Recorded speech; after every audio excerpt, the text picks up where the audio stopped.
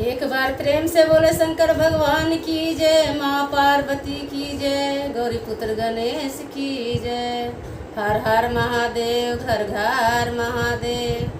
तो देखिए दीदी कि मैं एक कथा सुनाने जा रही हूँ महादेव का। इसको पूरा सुनिएगा क्योंकि पूरा कथा सुनने से बुद्धि बढ़ता है, ज्ञान प्राप्त होता है।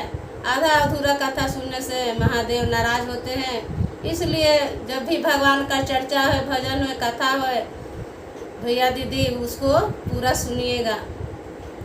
तो आइए कथा की ओर हम लोग चलते हैं। एक शिव भक्त रहती है गांव में, तो बहुत ही पूजा पाठ करती थी, रात दिन शिव जी का पूजा करती थी। जो भी रहता था कुछ न कुछ लेकर मंदिर जाती थी और चढ़ाती थी गुरुजी को, अपना महादेव को। हमेशा महादेव महादेव करते रहती थी।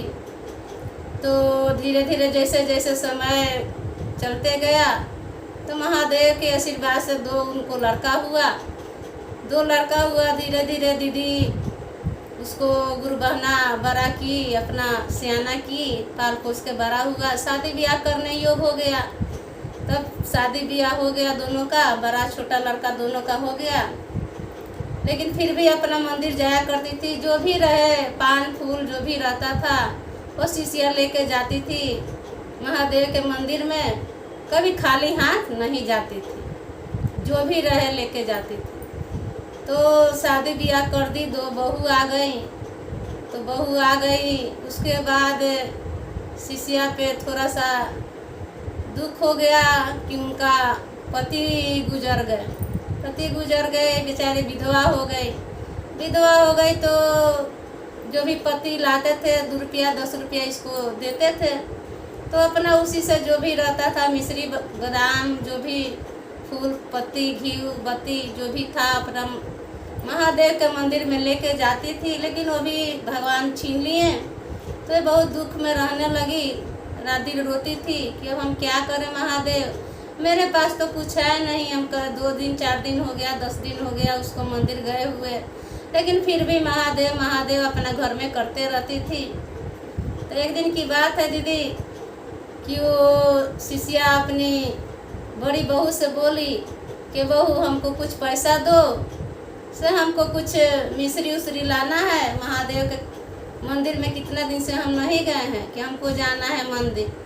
तो बहू ने बहुत डांटा फटकारा कि रे बुढ़िया, तू तो विधवा हो गई है कि तुमको अब पूजा पाठ करने से क्या मिलेगा, तुम चुपचाप घर में बैठो, कुछ तुमको करना नहीं है। डांटी, बहुत बोली उसको। लेकिन वो शिष्या फिर अपना रोने लगी, रोए, महादेव को याद करे। लेकिन वो दर्द दीदी किसको बताती, घर का बात था, किसी को कहती नहीं थी। सिर्फ अपना महादेव में लगी हुई रहती थी, रात दिन महादेव महादेव करती थी। एक दिन की बात है दीदी कि उसका बड़ा लड़का कपड़ा उपड़ा पहन रहा था। तो ये बेचारी देख रही थी कि मेरा बेटा कहीं जा रहा है। तो पूछी कि बाबू तुम कहीं जा रहे हो? तो उनका बेटा बोला कि हाँ मम्मी, हम जा रहे हैं मार्केट, कुछ कहना है? तो बोली शिष्या कि नहीं बाबू, कुछ कहना नहीं है, से हमको 250 मिश्री लेते आना, काहे कि हम पूजा करने जाते हैं तो कुछ न कुछ लेके जाते हैं बेटा, खाली हाथ नहीं जाते हैं हम। तो बेटा बोला कि ठीक है मम्मी, हम ला देंगे। तो बेटा 250 मिश्री ला के बड़ा वाला उनको दे दिया। फिर अपना थोड़ा थोड़ा करके वो ले जाती थी मंदिर। वैसे कुछ दिन चला 250 मिश्री। फिर जब ख़त्म हो गया तो फिर शिष्या बहन देखी कि छोटा बेटा एक दिन तैयार हो रहा था। तो देखी तो पूछी कि बेटा तुम कहीं जा रहे हो?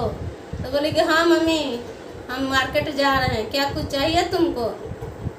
तो मम्मी बोली कि अरे बेटा, से 12 वाला बाबू तो हमको ला के मिश्री दिया था, तो ख़त्म हो गया। बार बार कहने में अच्छा नहीं लगता है कि जा रहा है तो 250 मिश्री ला देना मेरे लिए, कि महादेव के मंदिर खाली हाथ हम नहीं जाते हैं। कहा कि ठीक है। तो वो भी छोटा वाला लड़का भी दीदी मिश्री ला के 250 उनको दे दिया। जितना दिन चला बेचारी चलाती रही अपना। महादेव के मंदिर में जाती थी, पूजा करती थी। फिर एक दिन का बात है कि वो भी मिश्री ख़त्म हो गया।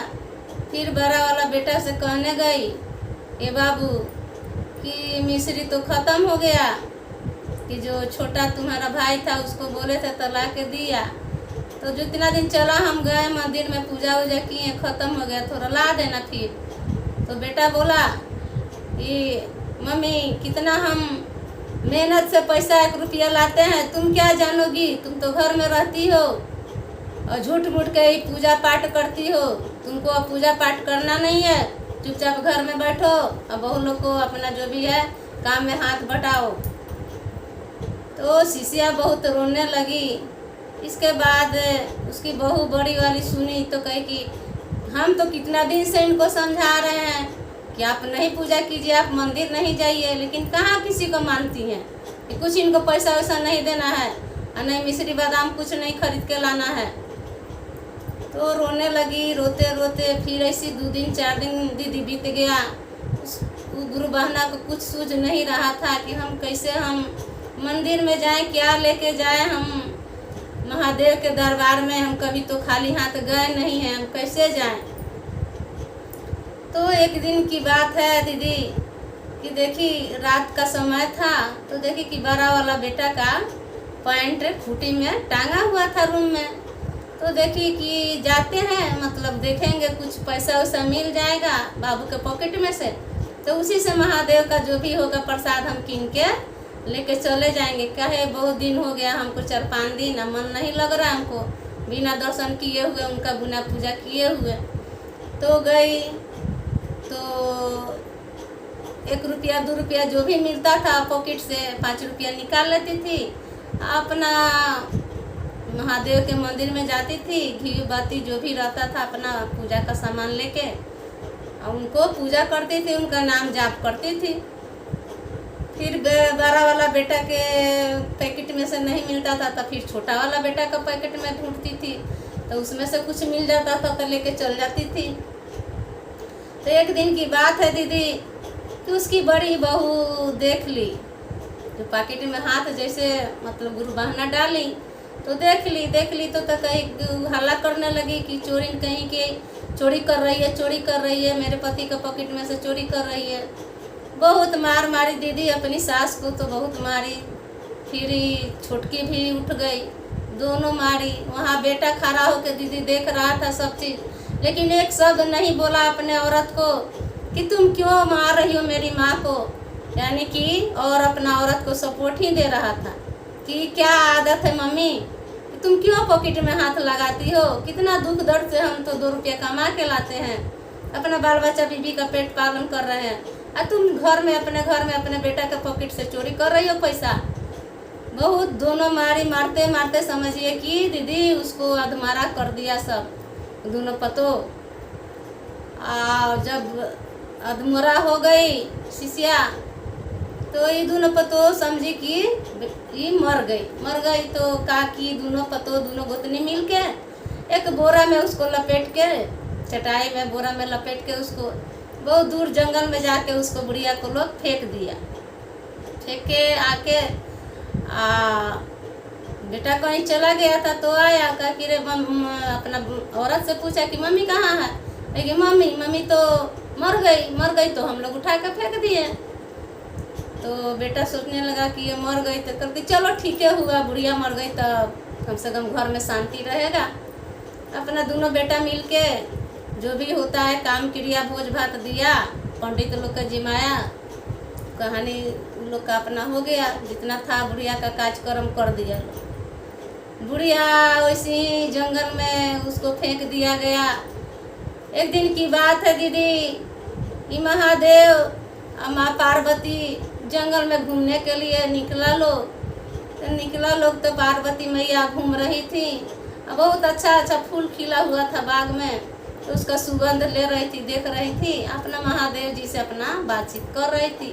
वो नीचे देखी नहीं, तब तक उनका गोर उस चटाई में फंस गया, बोरा में, जिस बोरा में बुढ़िया पड़ल थी, तो फंस गया। तब तो कराह रही थी महादेव महादेव, उस समय भी महादेव का नाम वो याद कर रही थी।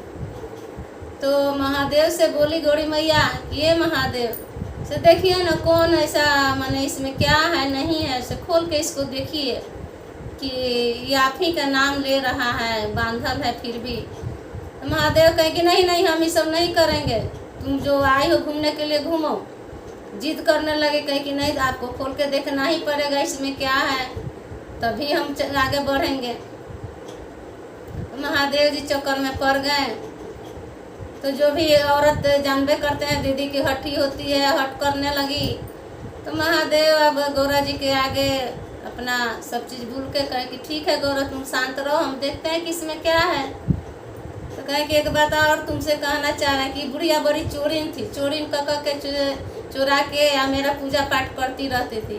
तो गौरा मैया कहे कि बताइए, ऐसा आपका भक्त कहीं मिलेगा कि आपके लिए चोरी मैंने की, चोरी की, बहुत से मार खाई, सब चीज़ हुआ, और फिर भी आप इस पर दया दृष्टि नहीं कर रहे हैं, तो कौन आपको पूजा करेगा? तीनों त्रिलोक के मालिक हैं आप, इस पे दया कीजिए, इस बोरा को खोलिए। तो महादेव जाके उस बोरा को खोले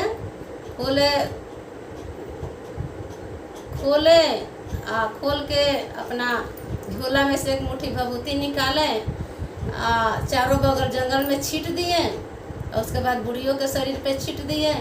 तो जैसे भभूत निकाल के छीटे महादेव, पूरा कोठा मारी, बहुत बढ़िया घर दुआर दीदी सब चीज़ हो गया, बाग बगीचा सब हो गया।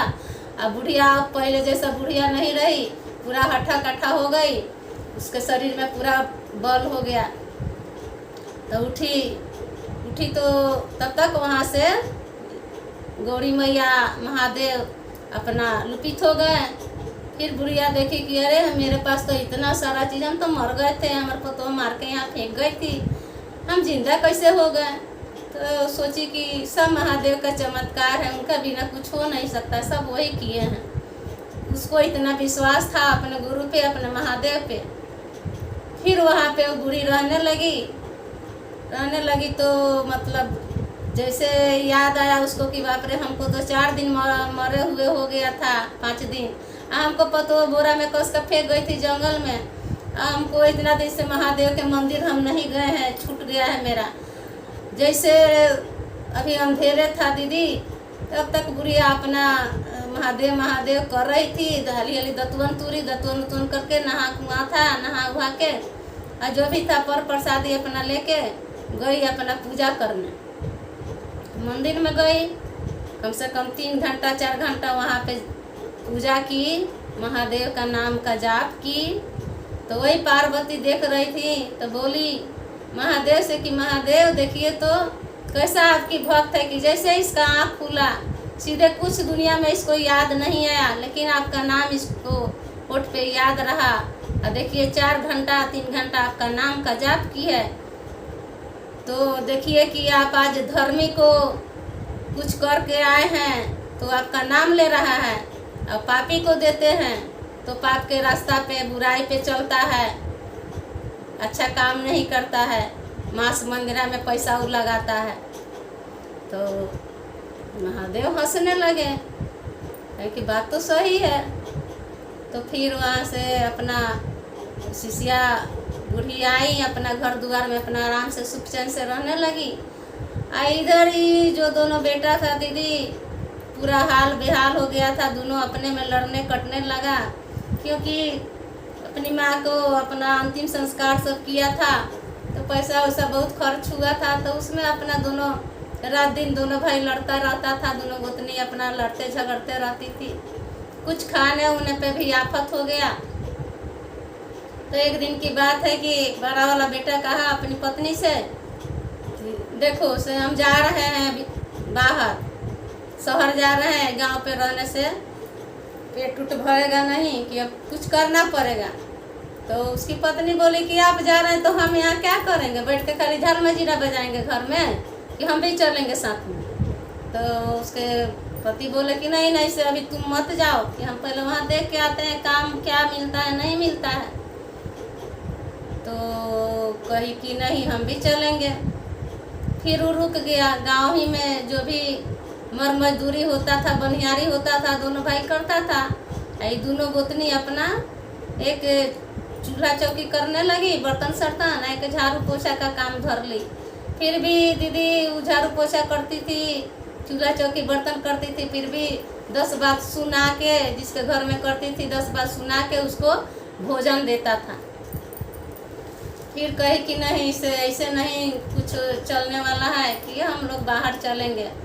तो बाहर चल जाने के लिए उसका पति तैयार हुआ, तो छोटका बोला कि भैया हम भी चलेंगे। तो फिर पत्नी बोली कि हम लोग भी चलेंगे, हम लोग यहाँ अकेले रह के क्या करेंगे, तो चलिए आप लोग भी कुछ कीजिएगा, हम भी कुछ करेंगे। तो लोग के पति मान गए, बोले कि ठीक है चलो। तो गए दीदी, बाहर गया लोग, दोनों बेटा शिष्या का। कुछ दिन काम धंधा वहाँ पे किया लोग, काम धंधा साल भर 2 साल किया लोग, लेकिन काम धंधा दीदी ढंग का नहीं हुआ। वैसे ही भूखमरी था, पूरा घर मैंने तो तहस नहस मिला ही गया। मम्मी के मर जाने के बाद उनके लिए तो मर ही गई थी। फिर उधर से जब दोनों बड़े बेटा कहा कि यहाँ भी कुछ काम मिला नहीं ढंग का, कि चलिए हम लोग गाँव चलते हैं। फिर गाँव में जब आने लगा तो जहाँ पे उसकी माँ रहती थी बुढ़िया, उसी रास्ते से वो लोग आ रहे थे तो दोनों को प्यास लगा तो गया बड़ा वाला बेटा कि कोई है से दीदी माता जी थोड़ा सा हमको पानी पिला दीजिए, कि बहुत बड़ा शहर से हम सफ़र करके आ रहे हैं, प्यास लगा हुआ है हमको। तो जब मम्मी उसकी पानी लेके निकली तो मतलब चौंक गया कि अरे माँ अभी तुम जिंदा हो, तुम तो मर गई थी। तो कहे कि नहीं बेटा हम मरे नहीं, सब महादेव का दया है, उनका चमत्कार है, उनके आगे किसी का कुछ चलता नहीं है। हमको तो मारा समझ के तुम्हारी बीवी ने आके यहाँ फेंक दिया हमको, लेकिन महादेव हमको जीवित किए। तो इतना सारा तुम ऐसा राम में रह रहे हो, ये सब कहाँ से हो गया तुम्हारे पास? तो कि सब उन्हीं का देन है, महादेव ही चमत्कार दिखाए हैं, उनके मर्जी के बिना कुछ होता नहीं है बेटा, सब वही किए हैं। तो दोनों बेटा पैर धर के प्रणाम किया मम्मी को, कहा कि मम्मी जब तुम इतना आराम से रह रही हो, तुम्हारी बहू पागल के भेष में जी रही है कि जा रहे हैं तुम्हारे बहू को लाने। तो मम्मी माना करने लगी कि नहीं नहीं बेटा बहू को नहीं लाना है, कि जो बहू ने हमको इतना मारा तुम दोनों के सामने, लेकिन तुम लोग एक शब्द नहीं बोला कि हम मेरी मम्मी है, उसके बाद तुम लोग भी चुपचाप देखते रहा। तो बेटा लोग शर्म से तो मुँह झुका ही लिया, सर झुका लिया, कहा कि मम्मी गलती तो हुआ ही है, हम लोग को माफ़ कर दो। तो कहा मम्मी कहे कि ठीक है तुम लोग को हम माफ़ कर देंगे, लेकिन बहू को नहीं लाना है। फिर भी मम्मी से हाथ जोड़ के विनती कर रहा है दोनों बेटा कि नहीं मम्मी बुला लो बहू को, बुला लो, कि बहुत बदतर जिंदगी जी रही है दोनों। फिर भी दोनों दौड़ल गया कि चलो चलो मम्मी मिल गई। मम्मी कहाँ से मिल गई, तो मर गई थी। पता नहीं चलो ना, मम्मी को तो इतना अच्छा मतलब सब चीज़ हो गया है, घर द्वार एकदम सुख के ज़िंदगी, एकदम रानी के ज़िंदगी जी रही है। ये दोनों आई तो देखी तो सचमुच में भी ये लोग भी हैरान हो गई। कोई चीज़ का वो बुढ़िया को कमी नहीं था, उस शिष्या को एकदम बोरे बोरे गहना गुड़िया सारा चीज़ भरा। जब महादेव का दीदी देन था तो क्या चीज़ का उनको कमी रहेगा, सब चीज़ था। तो आई बहू तो गहना गुड़िया सब देख के बकी कहे कि हम ही लेंगे, वो कहे कि नहीं दीदी इतना हम लेंगे, अपना अपना जो भी गहना पसंद पड़े अपना दोनों बखरा लगाने लगी कि मेरा होगा ये मेरा होगा। तो एक दिन की बात है दीदी कि उस शिष्या का इस पिंजरे से प्राण निकल गया, बुढ़िया चल गई, चल बसी। तो ये लोग गया लोग अंतिम संस्कार करने अपने मम्मी को, कर उठ के आ रहा था, अंतिम संस्कार करके लौट के आ रहा था लोग। तो देखा कि वहाँ ना घर था दीदी, ना वो बाग था, बगीचा था, कुछ नहीं था वहाँ पे। जैसे पहले पत्थर था, झाड़ी था, जंगल था, सब वैसा ही हो गया दीदी। जो चटाई में लपेट के बोरा में कस के उसके बहू फेंकी थी, वो चटाई बोरा वहीं पे था।